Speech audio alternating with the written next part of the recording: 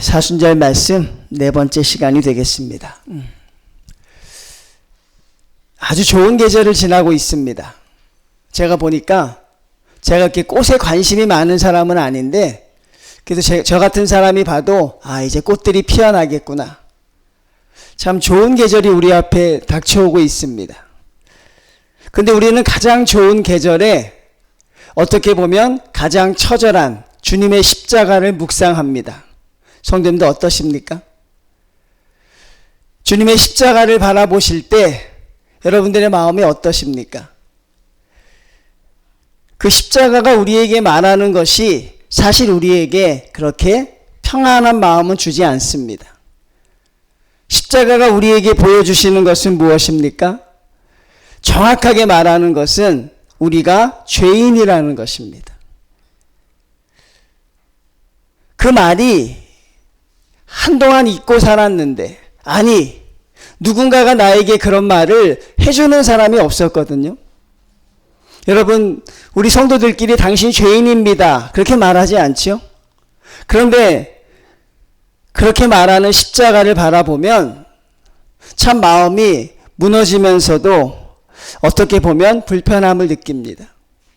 그리고 어떻게든 이루려고 살고 어떻게든 이 세상에서 열심히 살아서 행복하려고 하는 우리에게 십자가는 너희를 부인하라고 말하고 있습니다. 나의 살아가는 삶과 나의 살아가는 모습이 십자가상에서 어떻게 보면 적나라하게 드러나는 것이죠. 그래서 우리는 십자가가 너무 감사하면서도 너무 고마우면서도 사실 우리는 십자가가 불편합니다. 십자가를 지신 주님을 바라보지 않았더라면 그냥 평탄하게 살 수 있을 것 같은데, 사순절 말씀 묵상 매일매일 같이 통해서 그 말씀 속에 내가 젖어들지 않는다면 그래도 우리는 우리의 삶을 유지할 수 있을 것 같은데, 그 십자가가 우리에게 보여주는 그 주님의 사랑과 우리를 향한 하나님의 뜻이 사실 우리에게는 조금 불편할 수도 있죠. 그래서 어떤 사람은 십자가를 외면하기도 합니다. 십자가를 바라보지 않습니다. 그렇지만 여러분, 십자가가 없이는 하나님의 복음이 없는 것이죠. 힘드시더라도 어려우시더라도 십자가를 바라보셔야 합니다. 우리를 위하여 피 흘리신 주님의 눈빛을 외면하시면 안 됩니다. 괴로우시더라도 마음이 우리가 한없이 힘들고 어렵더라도 주님의 십자가를 온전히 바라볼 수 있는 성도님들이 되셔야죠. 여러분이 십자가를 바라보시면 십자가가 우리에게 무엇이라고 말하고 있는가? 주님이 우리에게 무엇을 요구하시는가? 그것을 알 수 있습니다. 오늘 말씀은 창세기 50장이죠. 이제 믿음의 족장들이 다 죽었습니다. 아브라함도 죽었고 이삭도 죽었고 이제 그 파란만장한 삶을 살던 야곱도 드디어 죽었습니다. 이제 남은 것은 야곱의 아들들 뿐입니다. 근데 이 야곱의 아들들 사이에는 해결해야 될 문제들이 있었습니다. 그동안 아버지가 계셔서, 야곱이라는 아버지가 계셔서 그 갈등이 수면 위로 노출되지 않은 것뿐이지, 이제 이들에게는 갈등을 해결해야 될 중요한 문제가 있었습니다. 어떻게 시작합니까? 요셉의 형제들이 그들의 아버지가 죽었음을 보고 말하되, 요셉이 혹시 우리를 미워하여 우리가 그에게 행한 모든 악을 다 갚지나 아니할까 하고, 아버지가 죽자마자 요셉의 형들은 요셉에게 두려움을 느낍니다. 왜 그렇습니까, 여러분? 바로 요셉이 17살 때 그 형들이 요셉을 시기합니다. 요셉을 시기해서 어떻게 됩니까? 그 요셉을 원래 처음엔 죽이려고 했어요. 형제가 형제를 죽일 수 있을 만큼 그렇게 여러분 자기들의 동생을 미워했죠. 물론 배경은 있습니다. 무엇입니까? 어머니가 달랐지요. 야곱은 4명의 부인으로부터 12명의 아들을 얻었습니다. 그들에게 갈등이 많이 있었겠지만 그래도 그 갈등이 결국 죽음까지 이르게 된 것이죠. 형들이 일하고 있는데 아버지가 아들 요셉을 보냅니다. 형들이 뭐하고 있나 보고 오너라. 요셉이 형들을 보러 가는데 그 형들이 요셉을 보자마자 죽일 생각을 합니다. 그리고 죽이려고 마음을 먹었지만 죽지는 않고 어떻게 합니까? 애굽의 상인에게 팔아버리죠. 그때 요셉의 나이가 17세였습니다. 우리가 한 가족을 봅니다. 한 가정을 봅니다. 여러분의 가정이 십자가 앞에 온전히 조명을 받으셔야 돼요. 여러분, 가장 중요한 것은 가정이 먼저 회복되는 것이죠. 이 원인이 어디서 나왔습니까? 야곱이 요셉을 지독하게 편애했어요. 12명의 형제 중에 유독 요셉에게만 야곱이 아주 좋은 옷을 입히고 그를 선대했습니다. 그러자 형들이 그 편애가 너무 심하니까 견딜 수 없어서 그를 죽이려고 했던 것이죠. 그러면 여러분, 이것이 갑자기 생겨난 것입니까? 아닙니다. 바로 야곱의 윗세대 이삭과 리브가도 어떻게 했어요? 편애했습니다. 이삭은 누구를 좋아했습니까? 에서를 좋아했어요. 왜 에서를 좋아했습니까? 에서가 남자답다 그래서 에서를 참 좋아했어요. 그럼 야곱은 누구를 리브가는 누구를 좋아했어요? 야곱을 좋아했습니다. 왜 좋아했습니까? 자기 일을 잘 도와주니까. 여러분, 가족에 흐르고 있는 그런 모습들이 그대로 유전됨을 보죠. 성도님들 중에 그런 것으로 힘들어 하시는 분들이 있습니다. 목사님, 제가 잘 살지 못해서 나의 자녀들이 영향을 받을까봐 조금 두려운 마음들이 있습니다. 그런 생각을 해요. 근데 오늘 야곱 집안의 모습을 보면 어떻습니까? 결국 가족의 그 부모님들의 잘못된 행동들이 자녀들에게 그대로 나타남을 알 수 있습니다. 성도님들, 가정이 회복된다는 것은 무엇입니까? 결국 우리가 하나님 앞에 올바로 서서 우리의 자녀들에게 가장 좋은 것을 줄 수 있어야 하는데, 이 야곱의 가정의 모습을 보면 결국 부모님의 그것들이 이 자녀들에게 그대로 고스란히 내려오고 있습니다. 형들이 요셉을 애굽 상인에게 팔고 아버지에게 뭐라고 이야기합니까? 그냥 요셉이 팔았다고 얘기하지도 않고 그냥 그가 없어졌다고 거짓말을 합니다. 근데 여러분, 또 괴롭겠지만 보면 이 야곱 가정은 어떻습니까? 아브라함 때부터 늘 거짓말하는 가정이었어요. 아브라함이 어떤 거짓말을 합니까? 자기 부인을 뭐라 그래요? 누이 동생이라고 하죠. 이 작은 것들이 그대로 내려옴을 봐요. 저는 그게 참 두렵더라고요, 성도님들. 아, 설마 그런 일은 없겠지. 우리 아이들은 나보다 훨씬 더 믿음이 좋겠지. 우리 아이들은 나보다 훨씬 더 신앙생활을 잘하겠지. 그렇게 생각했는데 또 다른 내가 나의 자녀들의 모습에서 보게 되는 것이죠. 결국 여러분, 야곱은 그것을 깨닫게 된 것이죠. 그리고 결국 야곱, 그가 자기의 아버지를 속였던 것처럼 그도 자기의 자식들에게 속임을 당합니다. 그리고 자기 아들 요셉이 어떻게 되었는지 알지 못하며 여기에까지 이르게 된 것이죠. 성도님들, 항상 우리는 생각해야 합니다. 우리의 가정에 자녀들을 위해서 생각하고 그들에게 좋은 영향을 줄 수 있는 부모님들이 되셔야 합니다. 우리의 작은 거짓말하는 습관, 우리가 편애하는 습관, 저는 너무나도 감사하게 편애할 일이 없어요. 저는 당당하게 말할 수 있습니다. 왜? 나는 자식이 하나밖에 없기 때문에.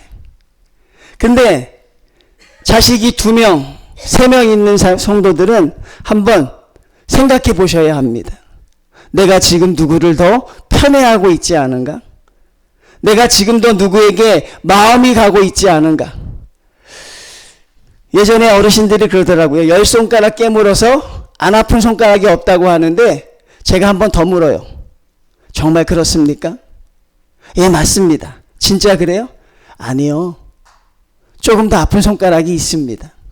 조금 더 마음 가는 손가락이 있습니다. 그렇게 말합니다. 여러분, 별거 아니라고 생각하시죠? 내가 살기 위해서 잠깐 거짓말할 수 있죠. 내가 무엇을 얻기 위해서 잠깐 부모님에게 속일 수 있죠. 그런데 그것이 이 야곱에게는요, 고스란히 다 돌아오더라는 것이. 자기가 아버지를 속였던 것, 그것이 자기에게 그대로 돌아옵니다. 성경에서 우리에게 뭐라고 말씀하십니까? 내가 무엇을 행하든 그대로 받을 것이라고 하죠. 그것이 우리에게 다가오는 것을 깨닫습니다. 저는 성도님들이 이 사순절을 맞아서 여러분들의 가정이 믿음으로 회복되기를 바랍니다. 성도님들, 절대 가벼운 것 아닙니다. 항상 신중하게 생각하시고 자녀들을 위해서 훨씬 더 좋은 믿음의 양식들을 계승해 줄 수 있는 우리 성도님들 다 되시기를 주님의 이름으로 축원을 드립니다. 이제 형들이 아버지가 돌아가셨으니까 어떻게 돼요? 이제 살기 위해서 요셉에게 지금 사과하고 있는 것이. 그런데 여러분, 왜 진작 사과하지 않았을까요? 왜 아버지가 계실 때는 이 요셉의 형들이 요셉에게 사과하지 않았을까? 바로 그들은 요셉을 향해서 진실되게 사과하고 있는 것이 아님을 알 수 있어요. 16절입니다. 요셉에게 말을 전하여 이르되 당신의 아버지가 돌아가시기 전에 명령하여 이르시기를 너희는 이같이 요셉에게 이르라. 내 형들이 내게 악을 행하였을지라도 이제 바라건대 그들의 허물과 죄를 용서하라 하셨나니. 없는 얘기를 만들어내고 있어요.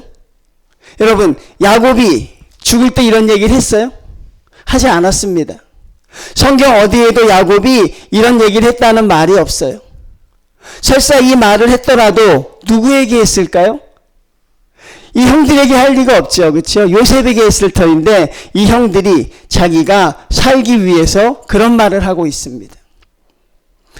성도님들, 용서가 되겠습니까? 여러분, 자기의 형들이 자기를 죽이려고 그냥 형들 보러 갔는데 여러분, 그리고 아버지가 자기를 사랑한 것이지 자기가 의도한 것도 아니지 않습니까?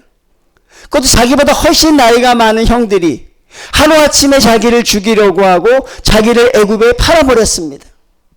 그 다음부터 요셉의 삶은 어떻습니까, 여러분? 여러분, 그 다음부터 요셉의 삶은 어떻습니까? 그 17살 어린아이가 어떻게 됐어요? 말할 수 없는 모진 고통을 겪습니다. 상상할 수 없는 어려움을 당하지요. 노예로 팔려가기도 하고 감옥에 들어가기도 하고. 여러분, 그 어린아이가 겪었어야 할 그 어려움을 그 형들이 지금 요셉에게 용서해달라고 말하고 있는 것입니다. 여러분, 그 용서가 되겠습니까? 제가 아까 여러분 그랬죠? 우리가 십자가를 바라보면서 십자가의 주님이 우리에게 꼭 말씀하시고 싶은 것이 무엇입니까? 그게 바로 우리에게 내가 너희를 용서했다는 것입니다. 주님이 마지막에 십자가에서 뭐라고 하셨습니까? 주여, 저들의 죄를 용서하여 주시옵소서. 자기를 향해 조롱하고 자기를 향해 비난하며 자기를 죽이려고 했던 그 사람들을 주님이 용서하셨습니다. 여러분, 십자가가 왜 성립이 됩니까? 주님이 우리를 용서하셨기 때문에 하나님이 우리를 용서하셨기 때문에 십자가가 있는 거예요. 우리를 용서하시기로 마음 먹으셨으니까 당신의 아들 독생자 예수를 십자가에서 죽이셔야 했어요. 우리를 용서하지 않으셨으면 그냥 우리를 멸하시면 됩니다. 십자가라는 것이 바로 그것입니다. 당신의 아들을 우리를 위해서 직접 십자가에서 달려 돌아가시게 한 것. 그리고 그것이 무엇입니까? 내가 너희를 용서한다는 것입니다. 그리고 그 주님은 우리에게 말씀하십니다. 내가 너희를 용서한 것 같이 너도 다른 사람을 용서하며 살아라. 그 용서의 복음을 우리가 지금 보고 있는 것이죠. 근데 여러분, 요셉이 지금 우리에게 그것을 보여주고 있는 것입니다. 절대 용서할 수 없는 그 사람들을 통해서 지금 요셉이 뭐라고 말씀합니까? 17절부터 봅니다. 너희는 이같이 요셉에게 이르라. 내 형들이 내게 악을 행하였을지라도 이제 바라건대 그들의 허물과 죄를 용서하라 하셨나니 당신 아버지 하나님의 종들인 우리 죄를 이제 용서하소서 하매 요셉이 그들이 그에게 하는 말을 들을 때에 울었더라. 여러분, 이미 요셉은 뭐라고 말씀합니까? 자기가 살고 있는 모든 것이 하나님의 뜻이었다고 고백을 하죠. 우리가 여러분 하나님의 십자가를 바라볼 때 그게 가장 어려운 것입니다. 누군가를 용서할 수 있는 사람들을 찾아서 용서하는 마음을 갖는 것이 그게 참으로 어려운 것이죠. 근데 여러분, 요셉은 지금 그것을 해내고 있습니다. 형들이 자기를 판 것, 그것이 얼마나 억울한 일입니까? 근데 요셉은 그것이 하나님의 은혜라고 말씀하고 있습니다. 19절 봅니다. 요셉이 그들에게 이르되 두려워하지 마소서. 내가 하나님을 배신하리이까. 당신들은 나를 해하려 하였으나 하나님은 그것을 선으로 바꾸사 오늘과 같이 많은 백성의 생명을 구원하게 하시려 하셨습니다. 요셉이 이 고백을 하는데 성도님들 13년이 걸렸어요. 요셉이 이런 고백을 쉽게 할 수 있었을까요? 당신들이 나를 판 것은 하나님이 나를 선대하시기 위함입니다. 요셉은 13년간 엄청난 고통을 당합니다. 여러분, 그는 누명을 쓰기도 하고 감옥에 갇히기도 하고 여러분, 어려운 고통을 당하면서 그는 생각했습니다. 하나님이 자기에게 왜 이런 어려움을 주었을까? 하나님이 자기에게 왜 이런 시련을 주셨을까? 처음에는 이해되지 않았습니다. 처음에는 그 말씀 속에서 그는 부인하며 살고 싶었지요. 근데 그는 서서히 하나님의 뜻을 깨닫기 시작합니다. 자기를 이곳에 이르게 한 것도 하나님의 뜻이었다고 요셉은 드디어 하나님을 향해 알아가기 시작하는 것이죠. 저와 여러분의 고백이 바로 그래야 한다는 것입니다. 성도님들, 하나님의 뜻이 이해되지 않습니다. 하나님의 말씀이 내게 와닿지 않을 때가 있습니다. 우리의 삶은 그런 과정을 거치지요. 그런데 성도님들, 한번 생각해 보십시오. 하나님의 은혜와 하나님의 뜻이 우리에게 어떻게 임했는지. 요셉은 그것을 알고 있었습니다. 그래서 형들에게 이야기합니다. 형님들, 당신들은 나를 해하게 한 것이 아니라 하나님이 나를 온전한 길로 인도하시기 위하여 그랬습니다. 그리고 마음 쓰지 말라고 말씀합니다. 그리고 21절 보면 그렇게 말하지요. 당신들은 두려워하지 마소서. 내가 당신들과 당신들의 자녀를 기르리이다 하고 그들을 간곡한 말로 위로하였더라. 여러분, 형들이 요셉에게 진심으로 회개하지 않습니다. 없는 얘기를 만들어서 아버지 얘기를 해서 그들이 살기 위해서 이야기합니다. 근데 여러분, 요셉은 그들이 자기에게 진심으로 회개하지 않아도 그들을 용서합니다. 그리고 그것뿐이 아닙니다. 더 나아가서 당신의 자녀들까지 내가 책임지겠다고 이야기하죠. 십자가에서 돌아가신 주님의 사랑, 주님이 나를 용서하셨다는 그 사실에 우리는 감격합니다. 맞습니까? 나 같은 죄인을 주님이 사랑하셨다는 말에 우리는 감격합니다. 근데 우리가 항상 힘들고 어려워하는 말은 무엇입니까? 내가 너희를 용서했으니 너희도 다른 사람을 용서하는 사람이 되라는 말. 주님, 그 단계까지 이르지를 못하는 거예요, 우리는. 하나님께 받은 은혜는 충분한데, 하나님, 우리가 주님처럼 다른 사람을 용서할 수 있겠습니까? 이게 얼마나 어려운 줄 아세요, 성도님들? 아, 내가 다 저 사람을 사랑해야겠다. 하나님, 내가 저 사람 사랑하게 해주십시오. 하나님, 내가 저 사람을 하나님 용서하게 해주십시오. 라고 이야기할 때 여러분들이 기도한다고 해서 내일부터 짠하고 그렇게 되는 게 아니거든요. 이게 너무나도 어려운 것이죠. 우리가 새벽에 다루었던 요나서를 봐도 요나 선지자가 하나님의 말씀을 듣습니다. 어떤 말씀입니까? 아수르 땅 니느웨 성에 가서 복음을 전하라고 합니다. 요나가 거부합니다. 여러분, 요나가 거부해요. 왜 거부합니까? 하나님, 차마 저 아수르 땅에 가서 복음은 전할 수가 없겠습니다. 여러분, 선지자도 하나님의 말씀을 거부할 만큼 우리에게 용서가 되지 않는 사람들이 있습니다. 오늘 요셉의 가정을 보면 너무나도 안타깝게도 이 가정의 형제들끼리 용서하지 못하는 사람들이 있어요. 십자가를 통해서 우리가 해야 되는 것은 이 용서의 은혜가 우리에게 넘쳐야 하는 것이죠. 여러분, 우리가 아무리 말씀을 많이 보고 우리가 아무리 기도를 많이 하고 아무리 많은 사람을 전도한다고 해도 내 안에 내가 누군가를 용서하지 못한다면 사실 우리의 신앙의 모습이 무슨 소용이 있습니까? 주님의 십자가의 사랑을 볼 때 그게 무슨 의미가 있느냐 하는 것이죠. 우리는 여러분 그게 왜 안 될까요? 충분히 은혜도 받고 충분히 기도도 하고 원수를 사랑하는 말을 수천 번 수만 번도 들었는데 왜 우리는 그게 안 될까요?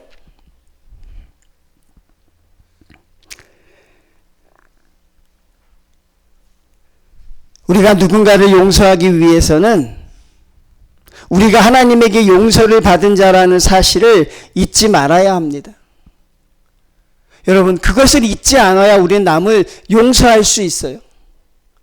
하나님이 십자가에서 예수님을 달려 돌아가시게 하시면서 주님이 하시고자 하셨던 것이 무엇입니까? 우리를 살리려고 하신 것이죠. 나 같은 사람을 주님이 살리려고 하셨던 그 은혜에 우리는 사실 감격하지 못하는 거예요. 그 은혜까지 이르지 못하는 것입니다. 여러분, 정말 주님이 여러분을 살리셨다는 그 은혜에 여러분 정말 감격하십니까? 십자가를 바라볼 때 주님이 나를 살려주셨어. 나 같은 사람을 주님이 이렇게 살게 하셨어라는 여러분 간절한 고백을 합니까? 우리에게는 그 은혜가 부족한 것이죠. 십자가의 은혜, 내가 주님 앞에 용서함을 받았다는 그 은혜가 부족하니까 우리가 감히 누군가를 용서할 수 있는 사람이 되지 못하는 것이죠. 우리가 너무 큰 용서를 받은 자라는 것을 깨닫게 될 때 우리도 누군가를 용서할 수 있습니다. 그래서 제가 여러분에게 말씀드리는 것입니다. 주님의 십자가를 바라보십시오. 십자가는 애초에 하나님의 계획에 없던 것일지도 모릅니다. 당신의 독생자를 죽이는 것은 하나님의 계획에 없던 것일 줄도 몰라요. 그런데 하나님이 어떻게 되십니까? 내가 저들을 살려야겠다. 내가 저들을 용서해서 저들을 살려야겠다. 바로 그래서 생긴 게 십자가입니다. 왜? 누군가는 희생 제물로 죽어야 하니까. 누군가는 대속죄로 죽어야 하니까. 그래서 하늘에 계신 예수님이 이 땅에 오셨습니다. 그리고 그 십자가의 고통을 참아내십니다. 주님은 모든 걸 이겨내십니다. 왜? 우리를 살리시기 위해서. 그리고 주님은 십자가에서 모든 걸 다 이루십니다. 마지막에 다 이루셨다는 것은 무엇입니까? 주님께서 우리를 용서하셔서 살리셨다는 것이죠. 근데 어떤 사람은요, 주님이 자기를 용서한 그 사실도 몰라요. 이 형제들이 그러했잖아요. 이미 요셉은 다 용서했거든요. 이미 요셉은 그 형들을 만났을 때 모든 걸 다 용서했는데 이들은 자기가 용서받은 사실도 몰라요. 여러분, 십자가에서 여러분이 주님의 모든 죄를 용서하여 주셨습니다. 다시 묻지 않습니다. 다시 여러분에게 그것을 거론하지 않습니다. 여러분은 하나님의 사랑을 받은 사람입니다. 십자가의 복음을 통하여 여러분들은 다시 주님의 자녀가 된 사람들입니다. 그 큰 은혜를 경험했다면 우리 이제 무엇을 해야 합니까? 바로 우리가 용서할 수 있는 사람들을 찾아가 우리도 용서할 수 있는 성도가 돼야 한다는 것이죠. 이것은 오직 무엇만이 가능합니까? 하나님의 은혜에 감격한 사람만이 할 수 있는 것이죠. 주님의 십자가의 사랑 앞에 감격할 수 있는 사람. 그 십자가가 불편한 것이 아니라 나를 죄인이라고 말하고 나를 부인하라고 말하고 그 십자가의 주님을 통해 내가 드러나는 것이 싫어서 외면하는 것이 아니라 나의 죄를 바라보면서 그 죄를 위하여 나를 살리시기 위하여 용서하셨던 그 주님의 사랑의 모습을 우리가 경험해야 비로소 그것이 가능하게 되는 것이죠. 요셉에게는 그 시간이 13년이 걸렸습니다. 자기를 판 형들을 향해서 그것이 하나님의 뜻이었다고 고백할 수 있는데 13년이 걸렸습니다. 우리도 저마다 아직도 용서가 안 되는 그런 환경과 모습들이 있습니다. 혹시 여러분의 가정 중에는 그런 사람들이 없기를 바랍니다. 여러분의 형제 중에는 그런 일이 없기를 바랍니다. 제가 예전에 이런 설교를 한번 비슷하게 한 적이 있는데 그 형제들과 불화를 지내는 권사님이 많이 우시더라고요. 아직도 그렇게 하지 못하고 있습니다. 여러분, 하나님의 은혜를 경험하고 있다면 우리는 누군가를 용서하는 자들이 되셔야 합니다. 하나님의 사랑에 감격했거든 우리는 누군가에게 먼저 손을 내밀 수 있어야 합니다. 하나님이 용서하라고 할 때 주여 그 말씀을 받겠습니다라고 할 수 있는 단계까지 이르러야 우리는 비로소 주님의 십자가를 온전히 경험하는 성도가 될 수 있다는 사실이죠. 성도님들, 하나님의 용서가 없이는 십자가는 성립될 수 없는 것입니다. 하나님의 용서의 은혜가 없이는 주님의 보혈이 아무 의미가 없는 것이죠. 그리고 여러분, 분명히 하나님은 말씀하십니다. 내가 너희를 용서한 것처럼 너희도 서로 용서하라는 것이죠. 여러분이 이 복음 앞에 아직은 안 되겠습니다라고 말하는 단계가 아니라 주여 내가 주의 말씀을 통해 주의 은혜를 힘입어 하나님 내가 그것을 감당합니다라는 그때가 우리에게 오셔야 하는 것이죠. 요셉은 13년이 걸렸지만 저와 여러분은 몇 년이 걸릴까요? 여러분, 우리가 그 단계를 넘어서야 비로소 주님의 십자가를 우리가 편하게 바라볼 수 있는 성도들이 되는 것입니다. 이 가장 좋은 계절에 주님의 십자가를 바라보면서 절대 놓치지 말아야 하는 것은 바로 용서의 메시지이고 그 용서의 메시지는 나를 용서하셨다는 것, 내가 너를 사랑한다는 것, 그것을 넘어서서 이제는 너도 누군가를 용서하는 사람이 되라는 것. 그게 바로 십자가에서 주님이 우리에게 말씀하시고 계신 하나님의 뜻이 아닐까 생각합니다. 성도님들, 그 믿음의 단계까지 이르시기를 소원합니다. 요셉처럼 그런 성도들이 되시기를 바랍니다. 하나님이 나와 함께 하셨습니다. 당신의 그 모습을 통해서 나를 성숙하게 하셨습니다. 그렇게 고백할 수 있는 우리 정인교회 성도들이 되시기를 하나님이 가장 원하실 줄 믿습니다. 여러분, 그런 성도들로 주님 앞에서 가시기를 주님의 이름으로 축원을 드립니다.